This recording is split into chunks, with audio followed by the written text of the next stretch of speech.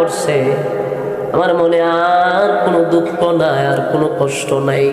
আমি দুনিয়ার থেকে যদি বিদায় হয়ে যাই, আমার সাহাবীরা যে নামাজ কায়েম করছে, যে দৃশ্য আমি দেখছি, আমার আর কোনো দুঃখ নাই। আমার মনে আনন্দে আমি চোখের পানি আমার চলে আসছে।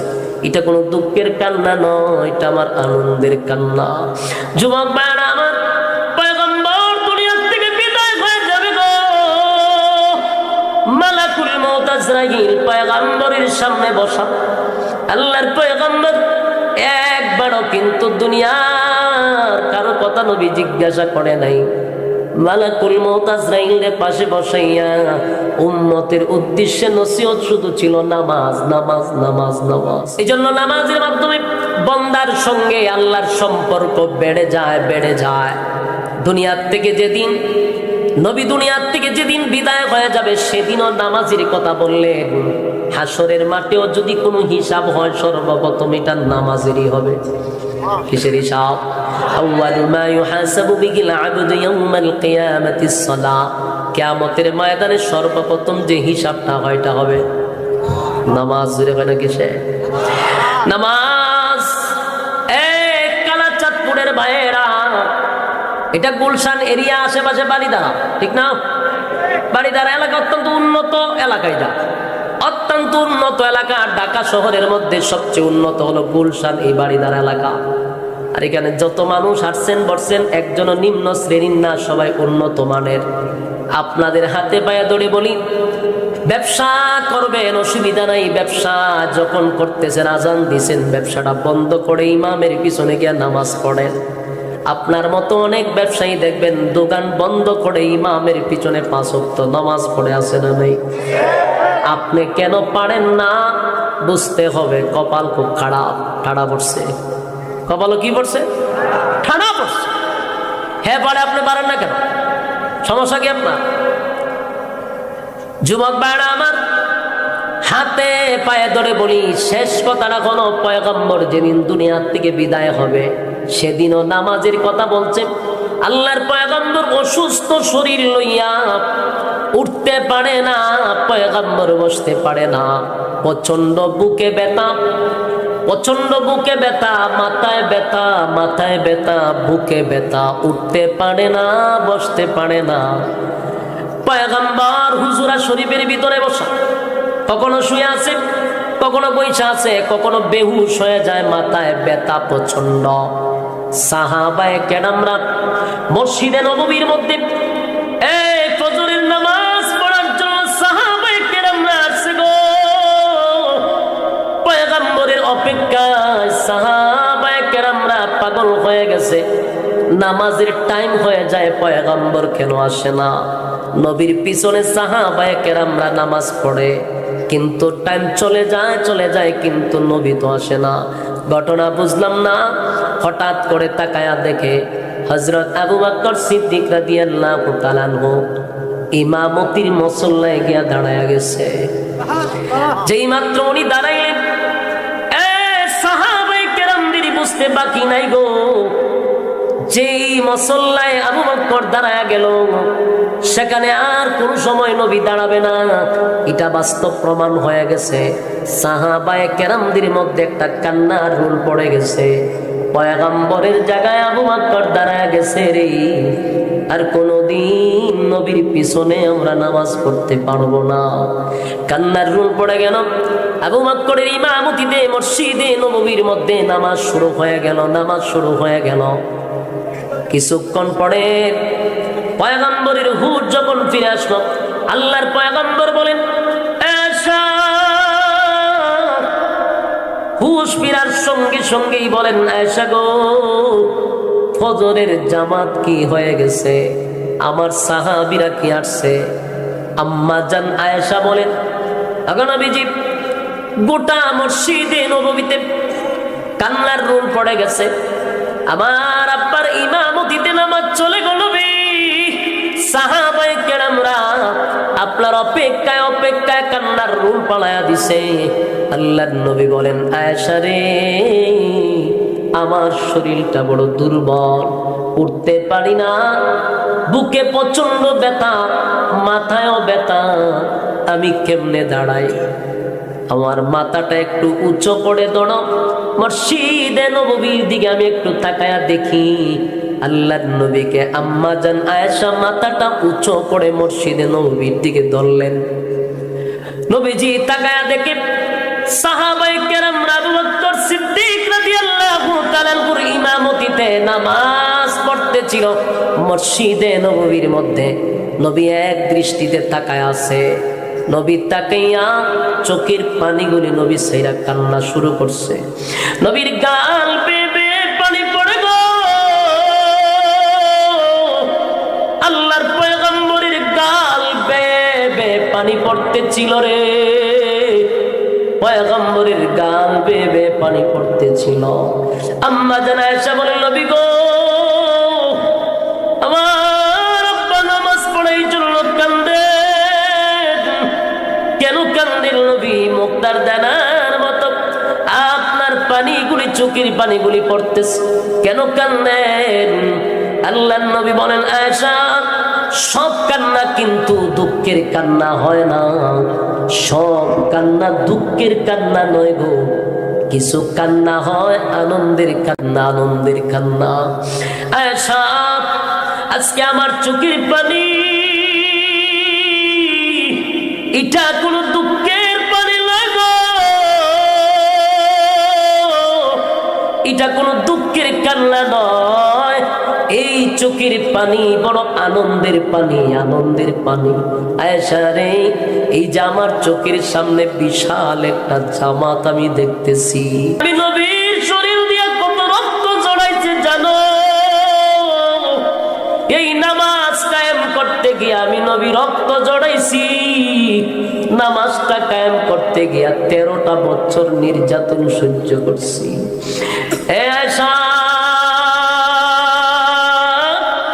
এই নামাজ কায়েম করতে গিয়ে কত সাহাবায়ে কেরাম শাহাদাত বরণ করছে জানো গো? এই নামাজ কায়েম করতে গিয়া খানায়ে কাবার মধ্যে আমি যখন সেজদায় গেছি, আবু জাহিল্লার নেতৃত্বে আমার গলার মধ্যে গামছা লাগাইয়া মক্কার অলিতে গলিতে আমি নবীর টানছে রে। কত অপমান করছে। এই মালিকরে সেজদা দিতে গিয়ে আমার পিঠের উপরে উটের নারী বুড়ি পর্যন্ত রেখে দিছে। এই নামাজ কায়েম করতে গিয়ে আমি নবীর শরীর দিয়া রক্ত ঝরাইছি।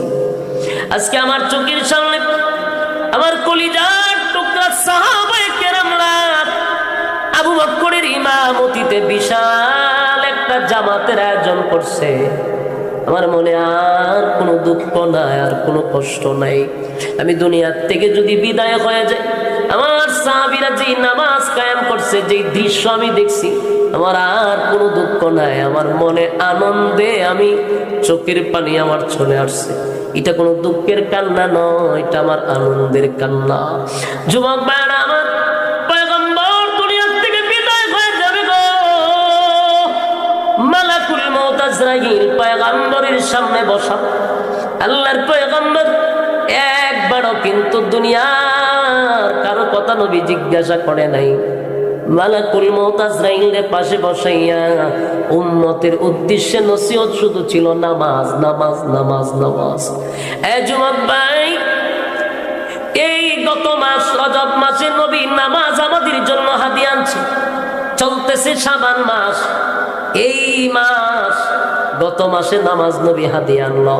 এই মাসে আমাদের কাজ হলো কি? এই মাসে শুধু হালুয়া রুটি, এই মাসে শুধু সিন্নি লইয়া মসজিদে দৌড়াদৌড়ি। বিষয়টা কিন্তু এমন না আমরা এগুলার একটা বাণিজ্য বানাইছি না। এই মাস হলো গুনাহ মাফের মাস। এই মাসে গুনার থেকে পাক সাফ হইয়া সামনে বরকতপূর্ণ সমস্ত মাসের সেরা মাস রমাদানুল মুবারক মাস আসতেছে। ঠিক আমাদের প্রস্তুতি নিতে হবে। আল্লাহর নবী আগের থেকেই দোয়া করতেন, আল্লাহুম্মা বারিক লানা ফি রাজাব ওয়া শাবান ওয়া বাল্লিগনা রমাদান। নবী আগের থেকে দোয়া করতেন আর বলতেন, মালিক আপনি আমাকে ওই পরিমাণ হায়াত বাড়ায়া দেন গো, আমি যেন রমজান পর্যন্ত বেঁচে থাকি এবং তার সামান তৈরি করতে পারি, প্রস্তুতি গ্রহণ করতে পারি। আমাদেরও করণীয় আছে না নাই? শেষ কথা হলো, তাহলে গত মাসে নবী আমাদের জন্য গিফট আনলেন নামাজ। আমি জাহান্নামে যারা গেছে তারাও বলবে জাহান্নামে আর সিট হলো নামাজ। কথা কয় না? জাহান্নামে যাওয়ার প্রথম নাম্বার কারণ কি? ক্বালু লাম নাকু মিনাল মুসাল্লিন, কেন নামাজ?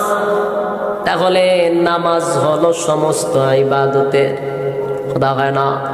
জাহান্নাম থেকে বাঁচার মেইন হাতিয়ার হলো নামাজ। বিসমিল্লাহির রহমানির রহিম। قالوا لم نك من المصلين وقال تعالى فصل لربك وانحر. قال النبي صلى الله عليه وسلم أول ما يحاسب به العبد يوم القيامة الصلاة أو كما قال عليه الصلاة والسلام.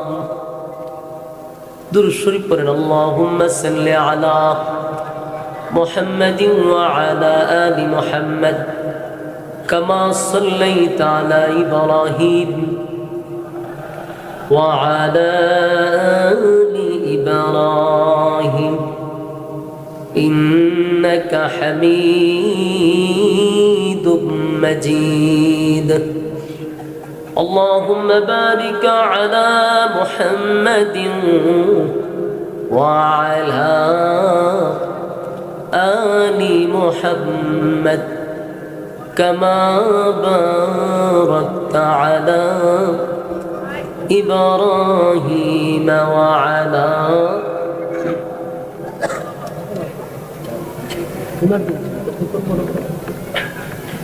إنك حميد مجيد.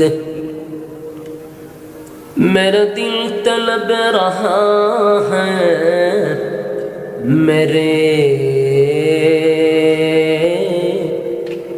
जलने रहा है सीना,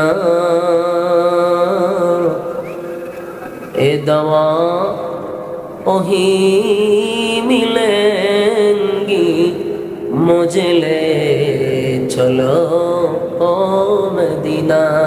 बलगल औला बिकमालिही कशफत तुजा बिजमालिही हसनत जमीआ खसालिही सल्लु अलैहि.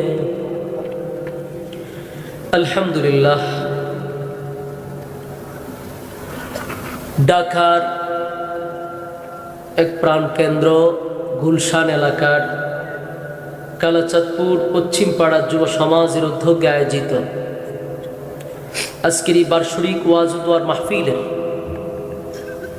সম্মানিত প্রধান মেহমান পীরে কামেল শেখুল হাদিস আল্লামা আলহাজ হজরত মাওলানা মুফতি আনোয়ার হুসাইন চিশতি সাহেব দামাত বরকাতুহুম নরসিংদী,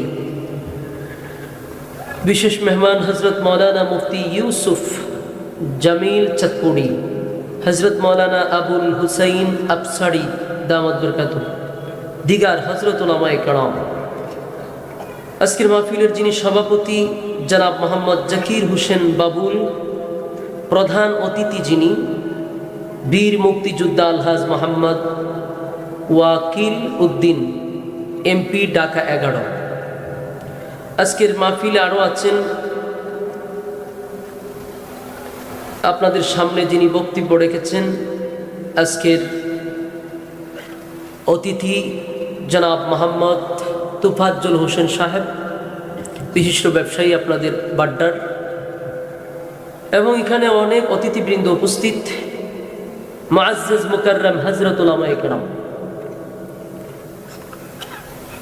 উপস্থিত তরুণ যুবক ভাইরা, মুরব্বিয়ানে আজম, আওয়াজ যতটুকু দূরে যাচ্ছে, অবস্থানরত আছেন পর্দানি সীমা ও বোনেরা, সকলকে আমার অন্তঃস্থল থেকে জ্ঞাপন করছি মোবারক সবটুকুন শুকরিয়া আল্লাহ সুবহান মহিয়ান গণিয়ান সর্বশক্তিমান আল্লাহ পাকের জন্য, যিনি অত্যন্ত দয়ামায়া করে দুনিয়ার সমস্ত ফিতনাত থেকে আমাদেরকে হেফাজত করছেন, দুনিয়ার ঝামেলা মুক্ত করে অত্যন্ত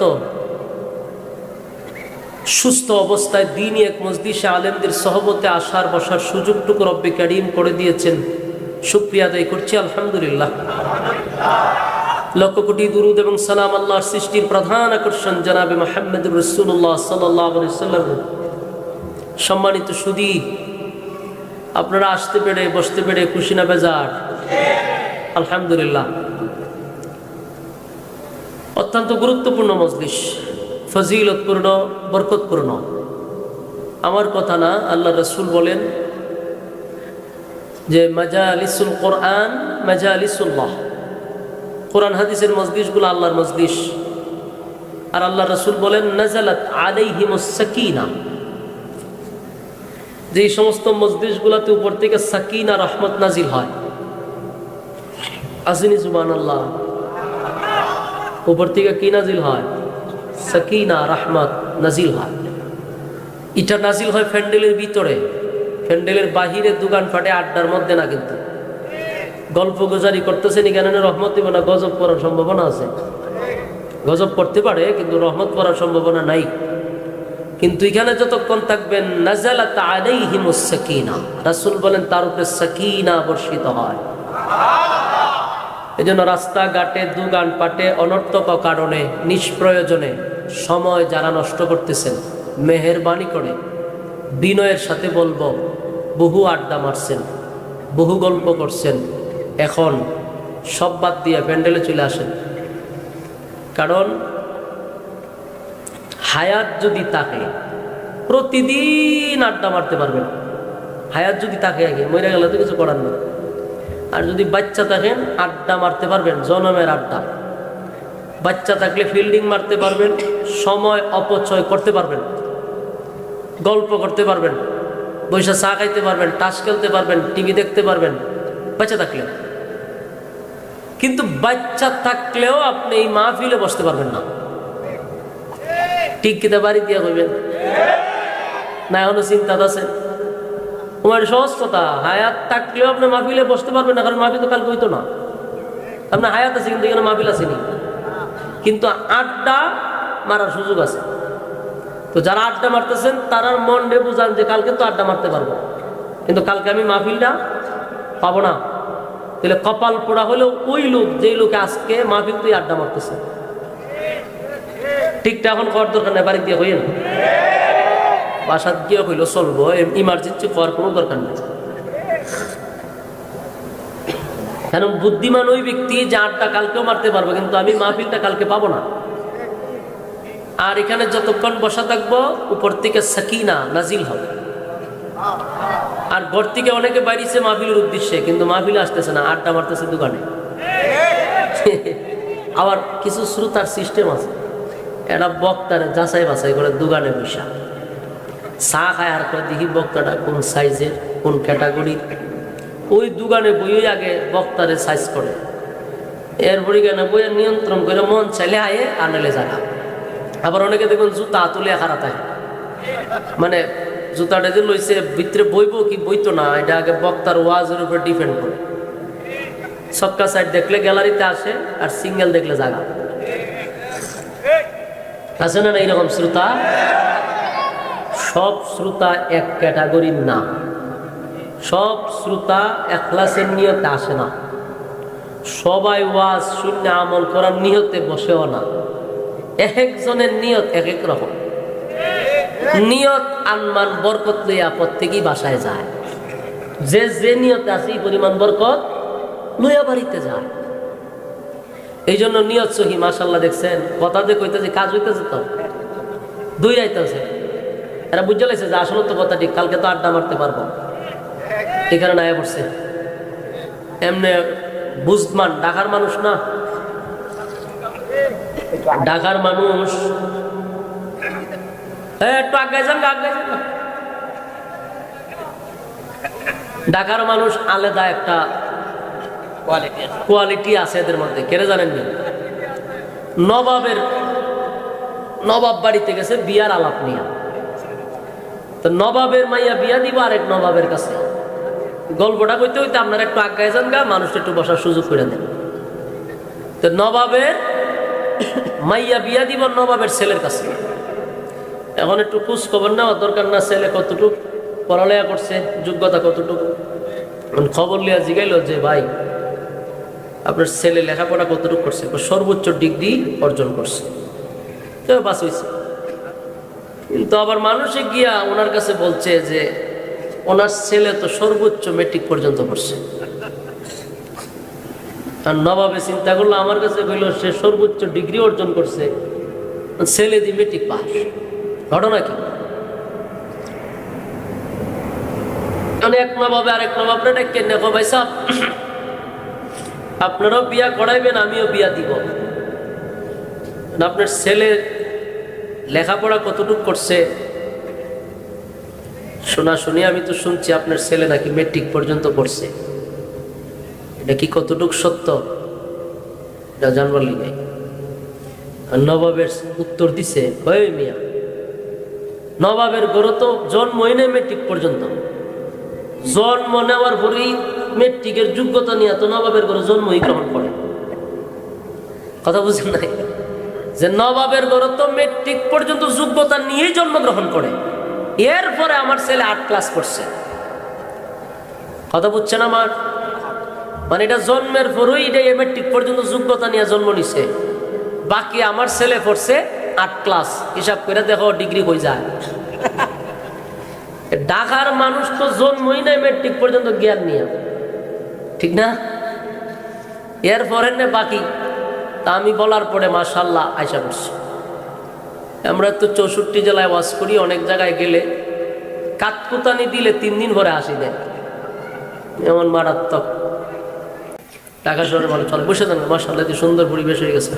এরপরে যারা আসবেন রাস্তা খোলা আছে, বসেন। মূল কথা হলো, আপনারা যারা সোশ্যাল মিডিয়া চালান তারা তো জানেনই আমি কিন্তু গুরুতর অসুস্থ।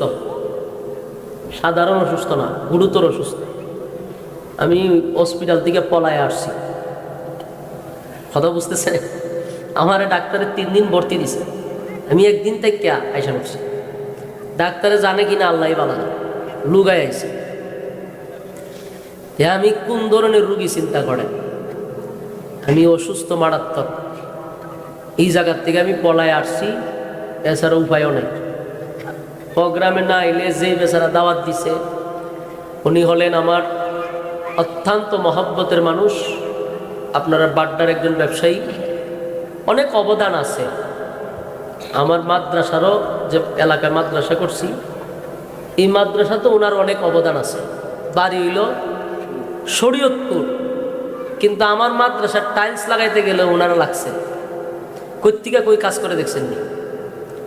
তো এই লোকটা যখন দাওয়াত দেয় আপনি না গিয়া পারবে। আর আমি কইছি আমার মাদ্রাসার লেগে যে করবে এর লেগে আমি জীবন দিতে প্রস্তুত। কারণ আমার এমন এক জায়গায় মাদ্রাসা করছি, এটা এই ভারত আর পাকিস্তান যুদ্ধ করতে এরকম স্বাধীন হয়েছেন, আমারটা যেভাবে যুদ্ধ করে করছি। এই যুদ্ধের মাঝখানে যখন একটা জায়গা স্বাধীন হয়েছে, এই স্বাধীন জায়গায় উনি বিল্ডিং করার সহযোগিতা করছে। তো এমন লোক তো আমার দরকার। তুফাজ্জল ভাই দাওয়াত দিছে আমার এই ভাইয়ের মাধ্যমে। আমি বিছনা শোয়া আসলাম, ও ভাই আইয়েন, আমার নাইলে ইজ্জতের সমস্যা। আপনার ইজ্জত যাক, আমিও চাই না। আইসি অসুস্থ শরীরে, আপনার আর বসা দিককে আমার মনটা অনেক ভালো লাগছে। এলো মেলো থাকলে বক্তারও মন খারাপ থাকে। যেইভাবে শান্ত সুষ্ঠুভাবে পড়ছেন, কথা মন না চাইলেও কথা কইতে মন ছিল। বসেন ইনশাআল্লাহ। যদিও লম্বা সময় কথা বলতে পারতাম না, দুর্বল শরীর, অল্প সময় কিছু কথা বলি। 2 জায়গার থেকে 2টা আয়াতে কারিমা তেলাওয়াত করছি, 2 জায়গার থেকে 2টা আয়াত। আমি ওই উদ্দেশ্যে আয়াতগুলো তেলাওয়াত করছি। এখন চলতেছে আমাদের শাবান মাস, পিছনে যে মাসটা গেছে এটা হইল রজব মাস, আর এখন চলতেছে রজব মাসের একটা ইতিহাস ছিল মেরাজের, আর এই শাবান মাসের হইল বরাতের। তো সবে রজব মাস থেকে আমরা মূলত কি পাইলাম, গত যে মাসটা গেছে এখান থেকে আমাদের কি পাওয়ার ছিল? খালি কি মেরাজের ঘটনাই শোনার উদ্দেশ্য ছিল? মেরাজ থেকে আমাদের জন্য রাসূল কি আনলো, আমাদের করণীয় কি, আমাদের বর্জনীয় কি, এগুলো আমাদের একটু জানা দরকার। আর বর্তমান যে শাবান মাস চলতেছে, শাবান, এই যে শাবান মাস সবে বরাতের মাস, এই মাসে আমাদের করণীয় কি, এই বিষয়ে আমরা একটু অল্প আলোচনা করব। পোলাপানে কথা কয় না, পোলাপান গুলা যেন কথা না বলে একটু খেয়াল রাখেন। তাহলে আমরা এই 2 মাসের ভিতর থেকে আমি 2টা আয়াত করছি, 2 মাসের কোনো প্রসঙ্গে না, 2টা আয়াত করছি ভিন্ন প্রসঙ্গ। একটু মনোযোগ দিলে খুব সহজে বুঝবেন। প্রথম আয়াতটা পড়ছি ক্বালু লাম নাকু মিনাল মুসাল্লিন, আরেকটা আয়াত পড়ছি সূরা কাউসার থেকে। এই 2টা আয়াত পড়ছি, দুটো আয়াতই হলো সালাত সম্পর্কে, নামাজ সম্পর্কে আলোচনা। আমরা মেরাজের অনেক আলোচনা শুনছি, আপনারাও শুনছেন। আমি মেরাজের আলোচনা করলে আমার 2.5 ঘন্টা লাগে, আর মেরাজের আলোচনা শুনতে মজাই লাগে, কারণ সবগুলো অদ্ভুত কাহিনী, তো ভালো লাগে। কিন্তু এই কাহিনী বলে আমার লাভটা কি? মূল ঘটনাটা বললেই তো হয়ে যায়। 7 আসমানে, প্রত্যেক আসমানে এক একজন নবীর সাথে সাক্ষাৎ হয়েছে, এক এক জায়গায় 2 রাকাত করে নামাজ পড়ছে। আমার কথা বুঝতেছেন? বিভিন্ন জায়গায় গেছে, রাসূল 2 রাকাত নামাজ পড়ছে। এটা তো কইতে কইতে দেখা যায় 2.5 ঘন্টা বয়ান শেষ করতে পারে। এত সুন্দর সাজানো ঘটনা, কিন্তু শেষ ফিনিশিংটা আমরা দিও না। পাবলিক শেষে কি করণীয় এটা জানেও না। আপনারা কি আমার দিকে আসেননি? না, আমার দিকে নাই তো। আমরা এদিকে তাকান, এদিকে তাকান। টিউবওয়েলে পানি আনতে গেছেন, কলস যদি এদিকে রাখেন আর চাপা দিন, কেন পানি করবো? কলসও পড়তো না। ওয়াজ করে আমি আমার দিকে চাই, উজুর হয়ে গেল বল, উজুর হয়ে গেল, আপনি কেন? আরে এখানে, আরে এখানে, এখানে ওনারা বেরোলে নাই না আমার কাছে। আচ্ছা, হুজুর তো আমার বন্ধু মানুষ, সমস্যা নাই। আপনি কেন? আপনাদের এখানে ইমাম খতিব সাহেব অনেক বিজ্ঞ আলেম। আমার চাচার বাসা তো এখানে, আমার চাচার বাসা এখানে, আর আমার চাচার ইমাম সাহেব হইল উনি, এই জন্য একটু সম্মান আছে ওনার আলেম। বসেন তো, এদিকে তাকান, মনোযোগ দিয়ে শুনলেন কথাটা কি বললাম, যে আমি মেরাজের আলোচনা আমরা করি, খুব মজা। আমি যদি শুটে করি তা আপনারা উঠতে মন চাইতো, আমি ঠেলায় সরাইতে পারতাম না, তাই না? মজাই লাগে। রাসূলের কত জায়গায় সফর, কত জায়গায় 2 রাকাত নামাজ, অনেকের সাথে সাক্ষাৎ হয়েছে, কার সাথে কথা হয়েছে, বিস্তারিত কইয়া মূল ঘটনাটা আমরা বলিও না। পাবলিক আগে ইমামতি করাইছে, ইমামতি করাইছে সমস্ত নবীদেরকে পিছনে মুসল্লি বানাইয়া। আর সেদিন থেকে নবীর একটা উপাধি হইল ইমামুল মুরসালিন। সুবহানাল্লাহ, উপাধি লাগাই দিছে। এখান থেকে আবার আরেকটা স্পেশাল প্রাইভেট কার, যেটাকে আপনারা বুরাক নামে চিনেন, বোরাক, বোরাক বারকুন থেকে আসছে। বারকুন মানে বিদ্যুৎ। বিদ্যুৎ 1 সেকেন্ডে 1,86,000 কিলোমিটার এটা বেগে যায়। 1,86,000 কিলোমিটার এখান থেকে কতটুকু হবে? আমেরিকা, আমেরিকাতে 1 লক্ষ হবে না, আরো কম। কথা বলে না হইব, জানি না, আমি মাপ দিছি না। তাহলে এমন কোনো জায়গা নাই যেখানে 1,86,000 কিলোমিটার, যেখানেই হোক এখানে সুইচ টিপ দিলে 1 সেকেন্ডে এতটুকু দূর যাবে। এটা হলো বিদ্যুতের ক্ষমতা। আর আল্লাহ বলেন এই বুরাক ওয়াসসালাওয়াতু ওয়াত-তাইয়্যিবাত। সুবহানাল্লাহ। আল্লাহর নবী বলেন আমি আপনার কাছে আসছি, খালি হাতে আসি নাই, আমি আপনার জন্য হাদিয়া আনছি। আল্লাহ বলেন বন্ধু কি হাদিয়া আনলেন? নবী বলেন আত-তাহিয়াতু লিল্লাহি ওয়াসসালাওয়াতু ওয়াত-তাইয়্যিবাত। মালিক, আমার জবান দ্বারা, আমার শারীরিক দ্বারা, আমার অর্থের দ্বারা যত ইবাদত করছি, সব ইবাদত আপনি মালিকের জন্য আমি হাদিয়া আনছি। নবী আল্লাহরে হাদিয়া দিলেন। আল্লাহ বলেন, বন্ধু আপনার হাদিয়া আমি পাইলাম। এবার আল্লাহ বন্ধুরে আবার রিটার্ন হাদিয়া দিলেন। আসসালামু আলাইকা আইয়ুহান নাবিয়্যু ওয়া রাহমাতুল্লাহি ওয়া বারাকাতুহু। আল্লাহ বলেন, আসসালামু আলাইকুম, নবী আপনার উপরে শান্তি বর্ষিত হোক, আপনার উপরে বরকত বর্ষিত হোক, আপনার উপরে রহমত বর্ষিত হোক, শান্তি বর্ষিত হোক, রহমত বর্ষিত হোক, বরকত বর্ষিত হোক। কয়টা? আল্লাহ তিনটা হাদিয়া নবীরে রিটার্ন দিলেন। পয়গম্বর তিনটা হাদিয়া আল্লাহকে দিলেন, আল্লাহ তিনটা হাদিয়া নবীরে রিটার্ন দিলেন। তিনটা হাদিয়া নবী পাওয়ার পরে যেই কথাটা পয়গম্বর বললেন, এর দ্বারাই বোঝা যায় নবীর কত মায়া আমাদের প্রতি। একটু চিন্তা করেন। আল্লাহ নবী বলেন, ওয়া আলা ইবাদিল্লাহিস সালিহিন। আল্লাহ নবী বলেন, মালিক আপনার পক্ষ থেকে আমি যে হাদিয়া পাইলাম, আল্লাহ আপনি আমার যে হাদিয়াটুকু দিলেন, আমি আপনার হাদিয়া একা নিলাম না, একা নিলাম না, আমার সমস্ত উম্মতির পক্ষ থেকে আপনার হাদিয়াটা আমি গ্রহণ করলাম। আশিকে রাসূল কথাগুলি যদি একটু দিলের কান লাগায়া, বালিশের সঙ্গে মাথা লাগায়া চিন্তা করেন, আমরা কিন্তু একটু পাওয়ারফুল ব্যক্তির কাছে গেলে সব ভুলে যাই। কথা কোন ঠিক? এমপি সাহেব যদি আমারে ডাক দেয়, তেই আমার শরীরে আলাদা একটা ভাব আসে। এবার যদি মন্ত্রী ডাক দেয়, আর একটু ভাব আসে। কোন রকম যদি প্রধানমন্ত্রী বলে, আপনি একটু আসেন, আপনার সঙ্গে একান্ত গোপনীয় আলাপ আছে। প্রধানমন্ত্রী যদি তার কাজ কামরায় নিয়ে কাছে বসায় কথা বলে, তখন এর শরীরে কি পরিমাণ মিটার ছাড়াই কারণে বইছে। কথা হয় না? শরীরে কি আর মিটার লাগবে? এমনি কারেন্ট আইয়া বসা। তখন বা বলল রকম, তখন কি আর মার কথা, বাবার কথা, ভাইয়ের কথা, বন্ধুর কথা, আত্মীয় স্বজনের কথা স্মরণ আছে? এ চিন্তা করে আমি কিতা চামো, আমি কইতারি না। কথা হয় না? মনে মনে চিন্তা আছে প্রধানমন্ত্রী খালি যদি কয় কি লাগবো, তখন গুলশান কমপক্ষে 2 তালা বাড়ি, উপরে আপনার মন ছেলে যতটা দিয়ে মনে মনে কত আশা নিয়া বসা, কি চাই বলে কি জানে বলে, কি জানে বলে। তখন আর বন্ধু বান্ধব, আত্মীয় স্বজন, রক্তের কথাও স্মরণ থাকে না। দুনিয়ার একজন প্রধানমন্ত্রীর কাছে গেলেই যদি আমাদের শরীরে এই অবস্থা হয়, মন মানসিকতা যদি এতটা পরিবর্তন হয়, নবী কোথায় গেছে? সমস্ত পৃথিবীর রাজা বাদশাদের রাজা বাদশাহ, যিনি স্রষ্টা, সব হলেন সৃষ্টি, সেই স্রষ্টার কাছে নবী বসা।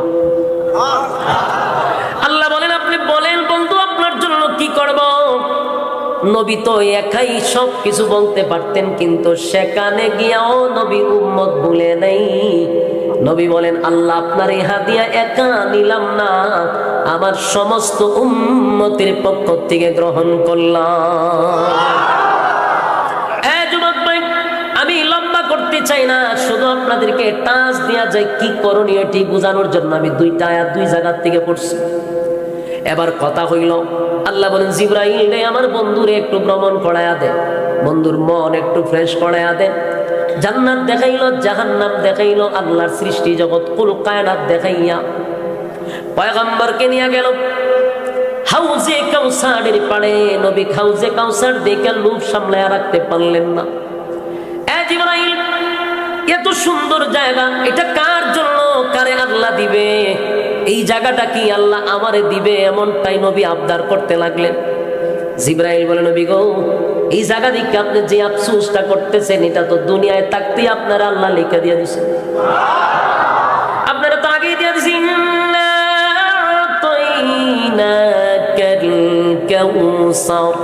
আপনারে আল্লাহ কাউসার দান করছে, এটা বহু আগে।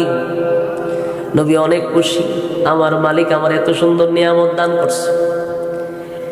কিন্তু রব্বি কারীম নবীর বিদায়ের সময় আল্লাহ জিগায়, বন্ধু চলে যাবেন, এবার বলুন তো দেখি আপনাদের জান্নাত জাহান্নাম দেখলেন, কুল কায়নাত দেখলেন, কথা বললেন, লম্বা একটা সফর আপনি ভ্রমণ করলেন, এনজয় করলেন, বন্ধু এবার চলে যাবেন, মনে কোনো কষ্ট আসেনি? আল্লাহ নবী বলেন, মালিক রে, এত আনন্দ আমি কোথায় রাখবো, কোথায় রাখবো? সশরীরে সাতটা আসমান টপকাইয়া আপনি আমারে আনলেন, এত নিয়ামত আপনি আমারে দিলেন, এত নিয়ামত আপনি আমারে দিলেন, কোনো কিছুর অভাব দিলেন না, আমার মনে কোনো কষ্ট নেই। তবে ছোট্ট একটা ব্যথা লইয়া আমি দুনিয়ার জমিনে যাব। কি ব্যথা লইয়া যাইবেন? আল্লাহ, আমার গুনাহগার উম্মত কি কোনদিন মেরাজ করতে পারবে? আবার নবী কিন্তু উম্মতির চিন্তায় চিন্তিত। আল্লাহ বলেন, বন্ধু আমি জানি আপনার উম্মত ছাড়া আপনার বিকল্প কোনো চিন্তা নাই। আসুন, আপনার মনের কষ্টটা লইয়া দুনিয়ায় যাবেন, এটা আমি দিব না। আপনারে 7 আসমান টপকাইয়া মেরাজ করাইছি, আর এই নেন 50 ওয়াক্ত নামাজ আপনারে দিলাম। এই নামাজ উম্মতকে দিবেন, উম্মত যদি 50 ওয়াক্ত নামাজ পড়ে আমার সঙ্গে মেরাজ হবে। আপনারা জানেন সবাই ইতিহাস, আমি কিন্তু মেরাজের ঘটনা বলতে যাই নাই, মেরাজের ঘটনা বলিও নাই, অনেক লম্বা। এই 50 ওয়াক্ত কমতে কমতে 45 ওয়াক্ত শেষ রইল। কয় ওয়াক্ত? এই লড়াই লোকে মুসা আলাইহিস সালাতু ওয়াস সালাম, এটার আবার একটা ঘটনা আছে লম্বা, অনেকে খালি জানে নামাজ কমাইছে, মূল ঘটনা এটা ছিল। মূল ঘটনা হইল মুসা নবী আল্লাহরে দেখতে পারে নাই, বহুত চেষ্টা করছে, কিন্তু নবী যে আল্লাহর কাছ থেকে আসছে, আল্লাহ নূরের তাজাল্লি যে নবীর শরীরে পড়ছে, এটা মুসা নবী প্রথম দিকে পাগল হয়ে গেছে। এই জন্য এই 45 বারের মধ্যে 9 বার পাঠাইছে, 9 বার আয়াত, 9 বার নবীর চেহারা অন্যরকম হয়। আল্লাহ নূরের তাজাল্লি যত পরে নবীর চেহারা তত কি হয়? চেঞ্জ হয়। এই মুসা নবী দীক্ষা পাগল হয়, আবার পাঠায়, শেষ হয়েছে 5 ওয়াক্ত আবার পাঠায়। আল্লাহর পয়গাম্বর বলে, হে মুসা পয়গাম্বর, যতবার গেছি 5 করে কমছে, ওহন যদি যাই তুই 5 থাকবে না, এ খাইলে হাতে যেমন লাগে, আমি আর দেখতাম না। আল্লাহর রাসূল যখন চলে যায়, আল্লাহ জিগায়, পয়গম্বর 45 কমাইছেন, 5 ওয়াক্ত আপনার হাতে রাখছেন, তা আমি আল্লাহর জবান একটা বলছি 50 ওয়াক্ত, আপনি কমাইছেন 45 ওয়াক্ত, যান 5 ওয়াক্ত যদি আপনার উম্মত পড়ে 50 ওয়াক্তের সব দিয়ে দিব।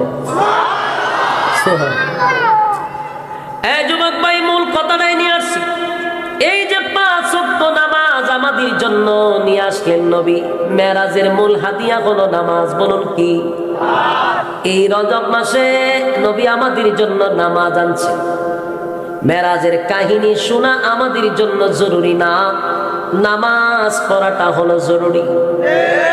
কি আনলেন সেটা জানা দরকার। পয়গম্বরকে হাদিয়া দিলেন নামাজ। একটা কথা স্মরণ রাখবেন, যত ইবাদত সব ইবাদত জিব্রাইলের মাধ্যমে দুনিয়ায় আসছে, সব জিব্রাইলের দুনিয়ায় এসে দিয়ে গেছে। শুধুমাত্র নামাজ, এই নামাজটা শুধু আল্লাহ নবীর দাওয়াত দিয়া আর শাজিমে নিয়া নামাজ হাদিয়া দিছে। এই জন্য নামাজের সাথে কোনো ইবাদতের তুলনা হয় না। নামাজ পড়ার মাধ্যমে আল্লাহর সঙ্গে মুমিনের মেরাজ হয়। আজিনে সুবহানাল্লাহ। আল্লাহ বলেন, নবী গো, আপনার উম্মত যখন নামাজি আল্লাহু আকবার বলে দাঁড়িয়ে যাবে, আমি ওয়াদা দিলাম আপনার উম্মত আর আমি আল্লাহর মাঝখানে কোনো পর্দা নেই। সুবহানাল্লাহ। আপনার উম্মত আমার সঙ্গে কথা বলে নামাজের মাধ্যমে। তাই নামাজ হলো মুমিনের মেরাজ। নামাজের মাধ্যমে বান্দা আল্লাহর সঙ্গে সম্পর্ক করে। এছাড়া দ্বিতীয় কোনো ইবাদত নাই যে এত সম্পর্ক হয়। নামাজের মাধ্যমে আল্লাহর সঙ্গে যে সম্পর্ক হয়, আর কোনো ইবাদতে এত সম্পর্ক হয় না। এই জন্য আল্লাহ বলেন, ফাসাল্লি লিরাব্বিকা ওয়ানহার, আপনি নামাজ আপনার রবের জন্য সালাত এবং কুরবানি করেন। আপনার রবের জন্য কি করেন? সালাত এবং কুরবানি করেন। এই যুবক ভাই, আরেকটা সামনে তেলাওয়াত করছিলাম, জাহান্নামীরা জাহান্নামে আগুনে যখন জ্বলবে, জান্নাতীরা জাহান্নামীদেরকে বলবে তুই কেন জাহান্নামে আসছস? জাহান্নামীরা তখন আমার তেলাওয়াতকৃত আয়াতটা পড়ে তাদেরকে শোনাবে, ক্বালু লাম নাকু মিনাল মুসাল্লিন, ক্বালু লাম নাকু মিনাল মুসাল্লিন। দুনিয়াতে তুমি নামাজি ছিলা, আমি নামাজি ছিলাম না। বন্ধু, একই সাথে আমরা নদ্দায় ব্যবসা বাণিজ্য করছি, একই সাথে কুড়িলে ব্যবসা বাণিজ্য করছি, কালাচাঁদপুরে ব্যবসা করছি, গুলশানে বালিদারা নতুন বাজারে ব্যবসা করছি, বাড্ডা মধ্য বাড্ডা এগুলোতে ব্যবসা করছি, চাকরিতে একই সাথে করতাম, পাশাপাশি করতাম। কিন্তু আজানটা দিলে বন্ধু তুমি দৌড়াইয়া মসজিদে গেছো, ইমামের পিছনে নামাজ পড়ছো। আর আমি আজান দিলেও ক্রেতাদের সঙ্গে, আমার কাস্টমারের সঙ্গে আমি কথা বলে বলে নামাজের টাইম পার করে দিচ্ছি। তুমি ছিলা মুসল্লি, আমি মুসল্লি ছিলাম না। ক্বালু লাম নাকু মিনাল মুসাল্লিন, তুমি মুসল্লি ছিলা, আমি মুসল্লি ছিলাম না। মুসল্লি না থাকার কারণে আজকে জাহান্নামে আসার এক নাম্বার কারণ হলো নামাজ না পড়া। বলুন, জাহান্নামে যাওয়ার এক নাম্বার কারণটা কি? হ্যাঁ, জাহান্নামে যাওয়ার প্রথম নাম্বার কারণ হলো ক্বালু লাম নাকু মিনাল মুসাল্লিন, নামাজ না পড়া। নামাজ আসছে কোথার থেকে? ডাইরেক্ট আসছে চিনতে, নবীর মাধ্যমে নামাজ আসছে, জিবরাইলের মাধ্যমে আসে নাই। নামাজের মাধ্যমেই তো আল্লাহর সঙ্গে বান্দার পরিচয় হবে। এই নামাজ যে পড়বে না, জাহান্নামে যাওয়ার এক নাম্বার কারণটা হবে ক্বালু লাম নাকু মিনাল মুসাল্লিন। নামাজ এমন একটা জিনিস, আর নামাজে যদি কোনো বান্দা বান্দি পড়ে তাহলে সে গুনাহ থেকে বেঁচে যাবে। ইন্নাস সালাতা তানহা আনিল ফাহশাই ওয়াল মুনকার, নামাজ সমস্ত গুনাহ থেকে বান্দাকে সমস্ত খারাপ কাজ থেকে বিরত রাখে। কথা বলো, সব কথাই ঠিক হয় না। আপনারা বলবেন হুজুর সব কথাই তো যুক্তি হয় না, নামাজ পড়লে গুনাহ থেকে বাঁচা যায়। আমাদের সমাজে নামাজও পড়ে সুদও খায়, নামাজও পড়ে ঘুষও খায়, নামাজও পড়ে ওজনে কম নেয়, নামাজে পড়ে কথায় কথায় মিথ্যা কয়, নামাজ পড়ে মানুষের কলারে 2 টাকা আদায় করে নেয়, নামাজ পড়ে টেন্ডারবাজি করে, চাঁদাবাজি করে। আসেনি? মাথায় টুপি আছে, দাঁড়িয়ে আছে, কিন্তু শয়তানের যে কি পরিমাণ লড়াই এটা কেমনে বুঝাবো? কিন্তু এই যে আল্লাহ বলেন ইন্নাস সালাতা তানহা আনিল ফাহশাই ওয়াল মুনকার, নামাজ সমস্ত ফাহিশা কাজ থেকে নামাজিকে বিরত। কিন্তু প্রশ্ন হইল, আপনারা বলবেন নামাজও পড়ে সুদও খায়, নামাজও পড়ে ঘুষও খায়, নামাজও পড়ে মিথ্যা বলে, নামাজও পড়ে যেন, নামাজও পড়ে চোখ বেশি বানানো। চোখ বেশি বানানো, তাহলে নামাজ পড়লো আকামও করলো, তাহলে নামাজ ফিরাইলো কেন? কথা কয় না দি? প্রশ্ন আসে কিনা? কথা দি কন্যা ঘটনা কিতা কথা আপনাদের পরবর্তীতে যেন কোনো জবাব না থাকে আমি নিজেই উত্তর দিতেছি। আল্লাহ স্পষ্ট বলছেন নামাজ গুনাহ থেকে বান্দাকে বিরত রাখে, কিন্তু নামাজ বিরত রাখে কথা তো আল্লাহ বলছে।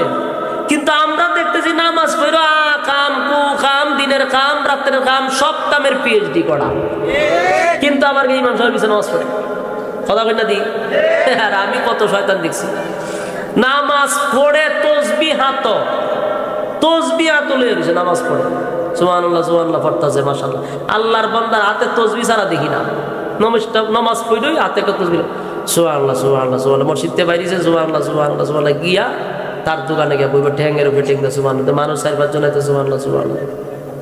আমি একদিন গেছি এক চাউলের দোকান, বিশাল গুদাম, তো গেছি পরে ওই যে লোকের কাছে গেছি, এই এলাকার মধ্যে সবচেয়ে প্রভাবশালী লোক, 3 বারের চেয়ারম্যান, পাওয়ারফুল ব্যক্তি, মাথায় টুপি, সেটা দাঁড়িয়ে আছে, আর হাতের মধ্যে 24 ঘন্টা একটা তসবিহ থাকে। আমি গেলে আবার একটু সম্মান করতো, কারণ আমি তখন কুমিল্লা থাকতে কথা বলতেছি, তখন আমি আঞ্চলিক বক্তা আসলাম ওই এলাকার, আমার তো উঠা হইলো কুমিল্লার থেকে। আমি সিপাই সাপাই সাইডে ফাইডে গ্রামে খুব ওয়াজ করতাম এসব, তা আমার দেখলে একটু সম্মান করতো, কারণ ই নেতা বেতাটি এবার আমার মতো বক্তাটিরে খুব সম্মান করতো, কারণ প্রত্যেক পুষ্টর এই নেতাটির নাম থাকতো, আর আমরা এই নেতার পিছনে বক্তা থাকতাম। তেরারে প্রমোট করার দায়িত্ব ছিল আমাদের, আমরা একটু তেল তুল মারতাম, তেল মারার কারণে আমরা দেখলে সেলর দিত চা খাওয়াইতাম। কথাটা বুঝছেন নি? তেই বেচারা আমার দিকে সালাম কালাম দিয়ে আমার চেয়ারও বসেছে, বসায় হুজুর চা খাইতেছে। আর তাই রাতে কিন্তু তসবিহ আছে সুবহানাল্লাহ, এইভাবে ইচ্ছা মতো করতেছে আর মুখ ইচ্ছা মতো লড়াইতেছে। আচ্ছা যাক, কতক্ষণ পরে দিয়ে 60 জন লোক আছে সেটা হইতেছে সব কথা আছে গান আড্ডা দেখাইতেছে, গানো যেত সিপা তুই মাথা। আর আমার দিছে কেন চা, আমি চা খাইতেছি, আমার হুজুর একটু বোন সুবহানাল্লাহ সুবহানাল্লাহ সুবহানাল্লাহ হইতে গেছে গান গেছে পড়ে। তা আমি যেন চা খাইতেছি, পিছিয়ে ছায়া দিঘি 3-4 লোক আছে যারা কি যেন কইতেছে, আর এবার সুবহানাল্লাহ পড়তেছে সুবহানাল্লাহ, কখ কিতা কইবে সুবহানাল্লাহ সুবহানাল্লাহ। এহারা কয় আজকে দিয়ে একটা চেঁচানি মারে সুবহানাল্লাহ সুবহানাল্লাহ, আজকে আবার চেঁচানি। কতক্ষণ পরে ছায়া দিয়ে 3 লোক রে দম কাইয়া গারো দূরে বাই করেছে। সুবহানাল্লাহ বন্ধ নাই, গারো সিফাত দিতা যার সুবহানাল্লাহ পড়তেছে বাই করে দিছে। আমি আর বয়ে কিচ্ছু মারছি না, আমি সাটা খাইয়া কোন রকম সালামালকে দিয়ে আমি বাঁচছি। আমি তো খাচ্ছ জানি লোক সুবিধা নাই, আমরা আগের থেকে জানি। তা আমি গেছি বাজারে ঘুরতে দিয়ে ওই যে 3-4 লোকরে গারো দিনে বাইট করছে, ইয়া আল্লাহর কি কুদরত দিদি আমার সামনে ঘুরে গেছে বাজার পড়ছে করে। আমি 3 লোক রইলাম ভাই, কারণ ঘটনা কিতা ও কিচ্ছু না। আমি না ফল লাগবো কিতা কি ঘটনা, এই 4 লোক আমার কাছে কয় না। আমি আপনারা যে ডাক্তার ডুক্তার নিল ভিতরে নিয়া দিয়ে দম পাইয়া বিদায় করলো, ঘটনা কিতা ও কিচ্ছু না। আমি ধরবি আমার দ্বারা কর না, লোক তো সুবিধা না কিতা কর। তখন কিছু লোক সুবিধা না, তখন বলছে যে না কন যাইব। তখন বলছে বিচারের লেগে 3 দিন ধরে ঘুরতেছি, যত বিচার উনি গেছি একটা বিচার এটা 3 সপ্তাহ ধরে ঘুরাইতেছে। তা ইসলাম কিছু টেকা দিত, 5,000 টাকা দিছি দিকে গাড়ি ধরে বেরিয়ে গেছে। আমি কত চা 15,000 চা। আমি তো তসবি তো চলতে আছে, মাথার টুপিও আছে, তসবিও টিপতেছে আমাদের। এরা তো বলছে 5,000 খোনা 12-15,000 দিয়ে সুবহানাল্লাহ সুবহানাল্লাহ বিচার তো সুবহানাল্লাহ সুবহানাল্লাহ 1 সপ্তাহে শেষ করে দিতে সুবহানাল্লাহ সুবহানাল্লাহ। দূষিত তোরা হয়েছে সুবহানাল্লাহ সুবহানাল্লাহ। তেরা চেয়ারম্যান 5,000 টাকার বাদ সুবহানাল্লাহ হবে না সুবহানাল্লাহ বেরিয়ে দিচ্ছে। কিন্তু সুবহানাল্লাহ বন্ধ আসেনি।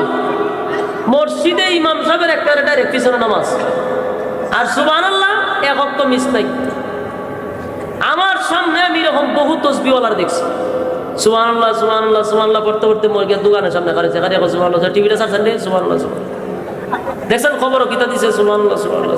আর চিনি স্যার একটা সাথে সুবহানাল্লাহ সুবহানাল্লাহ সুবহানাল্লাহ। গত মাসে টাকা নিচ্ছে 3 মাস হয়েছে সুবহানাল্লাহ সুবহানাল্লাহ। শুধু আসলে তো মেলা তো গেছে, টাকা দিস না গেলে সুবহানাল্লাহ। তোর মানুষের টাকা দেয়নি সুবহানাল্লাহ সুবহানাল্লাহ। এই কারণে আমি তোর টাকা দিই না সুবহানাল্লাহ সুবহানাল্লাহ। টাকা কথা মতো দেশ না গেলে সুবহানাল্লাহ সুবহানাল্লাহ। গার মান না ফাটাইলাম সুবহানাল্লাহ 100 ওইখানে কে সুমা দেয়। আবার তসবির মাথাতে একটা ফুলদানি থাকে দেখছেন নি আপনারা, এখানে একটা সুমা দেয় 100। 100 তে কইছে এটার ভিতরে খাম কু খাম দিনের খাম রাত্রের খাম 100-র ভিতরে ঢুকাই দিছে। এরকম তসবিহওয়ালা আসেনি? আল্লাহ কইছে ইন্নাস সালাতা তানহা আনিল ফাহশাই ওয়াল মুনকার, নামাজ সমস্ত ফাহশা কাজ থেকে নামাজিকে বিরত রাখে। তাহলে এই বেচারা যে ইমামের পিছনে 5 ওয়াক্ত নামাজ পড়লো, তসবিহ হাতে, দাড়ি টুপি সবই আছে, এ কেন ফিরল না?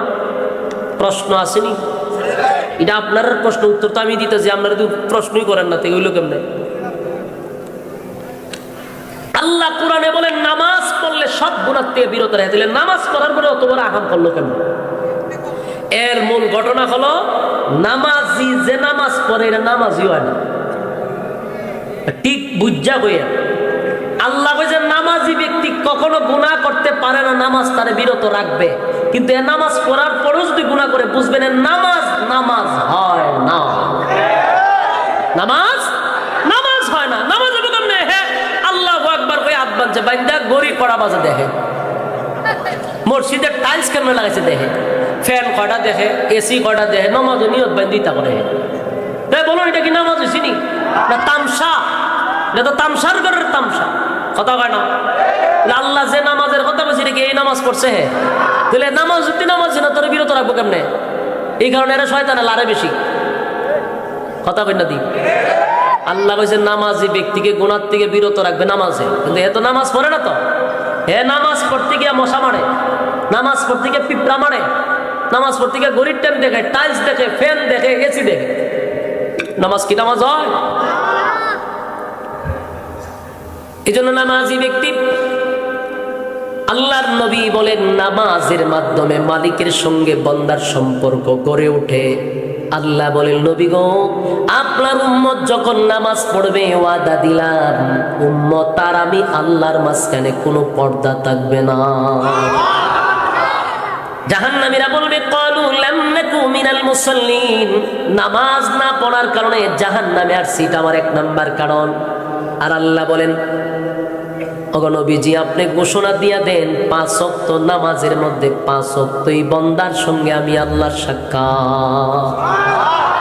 নামাজ সমস্ত ইবাদতের মূল হলো। নামাজ কি জিবরাইল আয়া দিছে না নবীর আল্লাহ নিয়া দিছে? হ্যাঁ, নবীর আল্লাহ নিয়া দিছে। শেষ কথা আমার, আমি লম্বা করব না, শেষ কথা হলো, যেদিন নবী বিদায় হবে সেদিনও একবারের জন্য অন্য কোনো বিষয়ে আলোচনা করে যায় নাই, নামাজের কথা। কিসের কথা? যুবক ভাই, কথাগুলি লম্বা করে ফেলেছি, আপনারা বিরক্ত হইতেছেন? আমি অসুস্থ মানুষ, আমিও জানি না এত সময় কথা বলতে পারবো। এরপরও আপনাদের উপস্থিতি দেখে অনেক সময় বক্তার মন মানসিকতা ভালো থাকে। আবার কোনো জায়গায় ওয়াজ করতে গেলে মনটা চায় মুসল্লিদের লাইন না সিংলা দিয়া বাইরাই, এমন মেজাজ গরম। আবার কোনো জায়গায় যেমন আপনার বসা দিকে খুব ভালো লাগতেছে, অসুস্থতা আমি নিজে বুঝতেছি। আবার কোনো জায়গায় মনটা একটা লাড়ি লয়ে গিয়ে ইচ্ছা মতো বাইরে, কারণ এই যে কথা কয়, তে হাসে, এইদিকে বাদাম খায়, ওই ভাবনা সাবনা গেলে এরকম করে বাদাম খাইতেছে, ওয়াজ উনতেছে। এরকম বক্তার মন চাইবেন ওয়াজ করো না। আপনি যদি কোনো ছাত্র পড়ান, ছাত্র যদি আপনার সামনে বইয়া বাদাম খায় অথবা কথা কয়, সময় আপনার পড়াইতে মন চাইবে না, সর খাইতে মন চাইব। তো এই মাহফিলগুলো একটা ক্লাসের মতো, যত আপনারা মনোযোগ দিবেন বক্তার প্রতি তত ওয়াজ করতে ভালো লাগে। এর লেগে আপনারা কি বিরক্ত হইতেছেন নি? আমি তো লম্বা করতেছি, ছেড়ে দিতাম নি, ছেড়ে দিলে আমার ডাবল সুবিধা, আমার শরীরের কন্ডিশন ভালো। আপনার বসা দিকে আমার মনটা ভালো লাগছে, এর লম্বা হইলিছি, চলতো নি আর 5 মিনিট। কেউ আইলে জানাই আমার ইঙ্গিত দিয়েন, ছেড়ে দিবেন সব। এই আর 6টা মিনিট, ও কেউ আইলে আমার ইঙ্গিত দিলাম, ছেড়ে দিব না, বসেন। তাহলে আবার শুনেন, নামাজ দাওয়াত দিয়া নিয়া বন্ধুর হাতে নামাজ দিছে, আর সমস্ত ইবাদত কোথায় দিছে? দুনিয়াতে। দুনিয়াতে জিবরাইল এনে দিয়ে গেছে। আর নামাজ কোথার থেকে? আর শাহজিন। এই জন্য নামাজের মাধ্যমে বান্দার সঙ্গে আল্লাহর সম্পর্ক বেড়ে যায়, বেড়ে যায়। দুনিয়ার থেকে যেদিন নবী দুনিয়ার থেকে যেদিন বিদায় হয়ে যাবে, সেদিনও নামাজের কথা বললেন। হাসরের মাঠেও যদি কোনো হিসাব হয়, সর্বপ্রথম এটা নামাজেরই হবে। কিসের হিসাব? আউয়ালু মা ইউহাসাবু বিহিল আবদু ইয়াউমাল কিয়ামাতিস সালাহ। কিয়ামতের ময়দানে সর্বপ্রথম যে হিসাবটা হয় এটা হবে নামাজ। জুড়ে হয় না কিসে? নামাজ। এই কালাচাঁদপুরের ভাইয়েরা, এটা গুলশান এরিয়া, আশেপাশে বাড়িদারা, ঠিক না? বাড়িদারা এলাকা অত্যন্ত উন্নত এলাকা, এটা অত্যন্ত উন্নত এলাকা। ঢাকা শহরের মধ্যে সবচেয়ে উন্নত হলো গুলশান, এই বাড়িদারা এলাকা। আর এখানে যত মানুষ আসছেন বসছেন, একজনও নিম্ন শ্রেণীর না, সবাই উন্নত মানের। আপনাদের হাতে পায়ে ধরে বলি, ব্যবসা করবেন অসুবিধা নাই, ব্যবসা যখন করতেছেন, আজান দিছেন, ব্যবসাটা বন্ধ করে ইমামের পিছনে গিয়ে নামাজ পড়েন। আপনার মতো অনেক ব্যবসায়ী দেখবেন দোকান বন্ধ করে ইমামের পিছনে 5 ওয়াক্ত নামাজ পড়ে আছে না নেই? আপনি কেন পারেন না বুঝতে হবে, কপাল খুব খারাপ, ঠাড়া পড়ছে। কপালও কি পড়ছে? ঠাড়া পড়ছে। হ্যাঁ পারে, আপনি পারেন না কেন? সমস্যা কি আপনার? যুবক ভাইরা আমার, হাতে পায়ে ধরে বলি, শেষ কথাটা কোনো পয়গম্বর যেদিন দুনিয়ার থেকে বিদায় হবে সেদিনও নামাজের কথা বলছে। আল্লাহর পয়গম্বর অসুস্থ শরীর লইয়া উঠতে পারে না, পয়গম্বর বসতে পারে না, প্রচন্ড বুকে ব্যথা, প্রচন্ড বুকে ব্যথা, মাথায় ব্যথা, মাথায় ব্যথা, বুকে ব্যথা, উঠতে পারে না, বসতে পারে না। পয়গম্বর হুজুরা শরীফের ভিতরে বসা, কখনো শুয়ে আছে, কখনো বইসা আছে, কখনো বেহুশ হয়ে যায়, মাথায় ব্যথা প্রচন্ড। সাহাবায়ে কেরামরা মসজিদে নববীর মধ্যে এই ফজরের নামাজ পড়ার জন্য সাহাবায়ে কেরামরা আসছে গো। অপেক্ষায় সাহাবায়ে কেরামরা পাগল হয়ে গেছে। নামাজের টাইম হয়ে যায়, পয়গম্বর কেন আসে না? নবীর পিছনে সাহাবায়ে কেরামরা নামাজ পড়ে, কিন্তু টাইম চলে যায়, কিন্তু নবী তো আসে না। ঘটনা বুঝলাম না।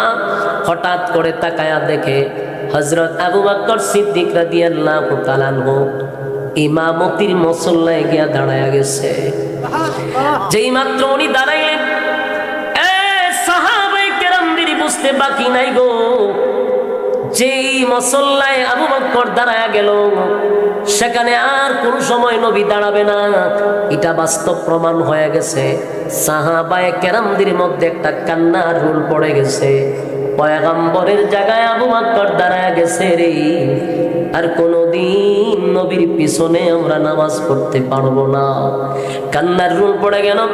আবু বকরের ইমামতিতে মসজিদে নববীর মধ্যে নামাজ শুরু হয়ে গেল। কিছুক্ষণ পরে পয়গম্বরের হুশ যখন ফিরে আসলো, আল্লাহর পয়গম্বর বলেন, হুশ ফিরার সঙ্গে সঙ্গেই বলেন, আয়েশা গো, ফজরের জামাত কি হয়ে গেছে? আমার সাহাবীরা কি আসছে? আম্মা জান আয়েশা বলেন, আগো নবীজি, গোটা মসজিদে নববীতে কান্নার রোল পড়ে গেছে। আমার আব্বার ইমামতিতে নামাজ চলে গেল। সাহাবায়ে কেরামরা আপনার অপেক্ষায় কান্নার রোল পালায়া দিছে। আল্লাহর নবী বলেন, আয়েশা রে, আমার শরীরটা বড় দুর্বল, উঠতে পারি না, বুকে প্রচন্ড ব্যথা, মাথায়ও ব্যথা, আমি কেমনে দাঁড়াই? আমার মাথাটা একটু উঁচু করে দাঁড়াও, মসজিদে নববীর দিকে আমি একটু তাকায়া দেখি। আল্লাহর নবীকে আম্মা জান আয়েশা মাথাটা উঁচু করে মসজিদে নববীর দিকে ধরলেন। নবীজি তাকায়া দেখে সাহাবায়ে কেরাম আবু বকর সিদ্দিক রাদিয়াল্লাহু তাআলা আনহুর ইমামতিতে নামাজ পড়তেছিল মসজিদে নববীর মধ্যে। নবী এক দৃষ্টিতে তাকায় আছে। নবী তাকাইয়া চোখের পানিগুলি নবী সাইরা কান্না শুরু করছে। নবীর গাল বেয়ে বেয়ে পানি পড়ে গো। আল্লাহর পয়গম্বরের গাল বেয়ে বেয়ে পানি পড়তেছিল রে, পয়গম্বরের গাল বেয়ে বেয়ে পানি পড়তেছিল। আম্মা জান আয়েশা বলেন, নবী গো, আমার আব্বা নামাজ পড়ার জন্য কান্দে। কেন কান্দেন নবী? মুক্তার দানার মতো আপনার পানিগুলি, চোখের পানিগুলি পড়তেছে, কেন কান্দেন? আল্লাহর নবী বলেন, আয়েশা, সব কান্না কিন্তু দুঃখের কান্না হয় না, সব কান্না দুঃখের কান্না নয় গো, কিছু কান্না হয় আনন্দের কান্না। আয়েশা, আজকে আমার চোখের পানি এটা কোনো দুঃখের পানি নয় গো, এটা কোনো দুঃখের কান্না নয়, এই চোখের পানি বড় আনন্দের পানি। আয়েশা রে, এই যে আমার চোখের সামনে বিশাল একটা জামাত আমি দেখতেছি, আমি নবীর শরীর দিয়ে কত রক্ত জড়াইছে জানো? এই নামাজ কায়েম করতে গিয়ে আমি নবী রক্ত জড়াইছি। নামাজটা কায়েম করতে গিয়া 13টা বছর নির্যাতন সহ্য করছি। আয়েশা, এই নামাজ কায়েম করতে গিয়ে কত সাহাবায়ে কেরাম শাহাদাত বরণ করছে জানো গো? এই নামাজ কায়েম করতে গিয়া খানায়ে কাবার মধ্যে আমি যখন সেজদায় গেছি, আবু জাহিল্লার নেতৃত্বে আমার গলার মধ্যে গামছা লাগাইয়া মক্কার অলিতে গলিতে আমি নবীরে টানছে রে, কত অপমান করছে। এই মালিকরে সেজদা দিতে গিয়ে আমার পিঠের উপরে উটের নারী বুড়ি পর্যন্ত রেখে দিছে। আয়েশা, এই নামাজ কায়েম করতে গিয়ে আমি নবীর শরীর দিয়া রক্ত ঝরাইছি। আজকে আমার চোখের সামনে আমার কলিজার টুকরা সাহাবায়ে কেরামরা আবু বকরের ইমামতিতে বিশাল একটা জামাতের আয়োজন করছে। আমার মনে আর কোনো দুঃখ নাই, আর কোনো কষ্ট নাই। আমি দুনিয়ার থেকে যদি বিদায় হয়ে যাই, আমার সাহাবীরা যে নামাজ কায়েম করছে, যে দৃশ্য আমি দেখছি, আমার আর কোনো দুঃখ নাই। আমার মনে আনন্দে আমি চোখের পানি আমার চলে আসছে। এটা কোনো দুঃখের কান্না নয়, এটা আমার আনন্দের কান্না। যুবক ভাইরা আমার, পয়গম্বর দুনিয়ার থেকে বিদায় হয়ে যাবে গো। মালাকুল মউত আজরাইল পয়গম্বরের সামনে বসা। আল্লাহর পয়গম্বর একবারও কিন্তু দুনিয়ার কারো কথা নবী জিজ্ঞাসা করে নাই। মালাকুল মউত আজরাইলের পাশে বসাইয়া উম্মতের উদ্দেশ্যে নসিহত শুধু ছিল নামাজ, নামাজ, নামাজ, নামাজ। এ যুবক ভাই, এই গত মাস রজব মাসে নবী নামাজ আমাদের জন্য হাদিয়া আনছে। চলতেছে শাবান মাস, এই মাস গত মাসে নামাজ নবী হাদিয়া আনলো। এই মাসে আমাদের কাজ হলো কি? এই মাসে শুধু হালুয়া রুটি, এই মাসে শুধু সিন্নি লইয়া মসজিদে দৌড়াদৌড়ি। বিষয়টা কিন্তু এমন না আমরা এগুলার একটা বাণিজ্য বানাইছি না। এই মাস হলো গুনাহ মাফের মাস। এই মাসে গুনাহ থেকে পাক সাফ হইয়া সামনে বরকতপূর্ণ সমস্ত মাসের সেরা মাস রমাদানুল মুবারক মাস আসতেছে। ঠিক আমাদের প্রস্তুতি নিতে হবে। আল্লাহর নবী আগের থেকে দোয়া করতেন, আল্লাহুম্মা বারিক লানা ফি রাজাব ওয়া শাবান ওয়া বাল্লিগনা রমাদান। নবী আগের থেকে দোয়া করতেন আর বলতেন, মালিক আপনি আমাকে ওই পরিমাণ হায়াত বাড়ায়া দেন গো, আমি যেন রমজান পর্যন্ত বেঁচে থাকি এবং তার সামান তৈরি করতে পারি, প্রস্তুতি গ্রহণ করতে পারি। আমাদেরও করণীয় আছে না নাই? শেষ কথা হলো, তাহলে গত মাসে নবী আমাদের জন্য গিফট আনলেন নামাজ। আমি জাহান্নামে যারা গেছে তারাও বলবে জাহান্নামে আর সিট হইল নামাজ। কথা কয় না? জাহান্নামে যাওয়ার প্রথম নাম্বার কারণ কি? ক্বালু লাম নাকু মিনাল মুসাল্লিন, কেন নামাজ? তাহলে নামাজ হলো সমস্ত ইবাদতের। কথা হয় না? জাহান্নাম থেকে বাঁচার মেইন হাতিয়ার হলো নামাজ। কথা হয় না? এ যুবক ভাইরা আমার, শহর কেন্দ্রিক মানুষ আপনারা, ব্যস্ত মানুষ, আপনাদেরকে বাইঙ্গা বোঝানোর দরকার নেই, ইশারা দিলেই বুঝেন। যতটুক কথা হয়েছে বুঝার জন্য যথেষ্ট। আমি সামনের দিকে যে বাড়াবো ওই শক্তি আমার নাই, কারণ আমার উস্তাদের উস্তাদ বইছে সেইগুলো হাদিস হাদিস পড়ান। আমার মতো হাজার ছাত্র উনি গড়াইয়া ছেড়ে ফেলাইছে। তো এমন একজন উস্তাদের সামনে বইয়া ওয়াজ পড়া ব্যবসা বাড়াচ্ছে, তো আমার তো বিদ্যে থাকলো আর বাড়িতে না। কথা বুঝতেছেন? সব জায়গায় কথা কন জানাতো, টুটে মুখে ব্যস্ত থেকে যায়। হুজুর বয় সাদিন সাদিন তাড়াতাড়ি হুজুরে সাদ শেষ। আমি হুজুরে হচ্ছে সাগাই বললে আমি কথা বলতেছি, তাহলে আমার কথা কমনি এত বললা আছে বাড়ি মেরে বসেন। মূল কথা হলো এই মাসে আমাদের যে কাজটা হলো রমজানের জন্য প্রস্তুতি নেওয়া। রমজানের জন্য প্রস্তুতি নেওয়া, সামান তৈরি করা, আল্লাহর কাছে দোয়া করা আল্লাহ সেই পরিমাণ হায়াত বাড়ায়া দেন এবং আমাদেরকে রমজানের সামান তৈরি করার তৌফিক দান করেন, সুস্থ রাখেন। আমাদেরকে যেন আল্লাহ সুস্থ রাখে। আমিও অসুস্থ ভাই, দোয়া করেন আল্লাহ যেন পরিপূর্ণভাবে সুস্থতা দান করে।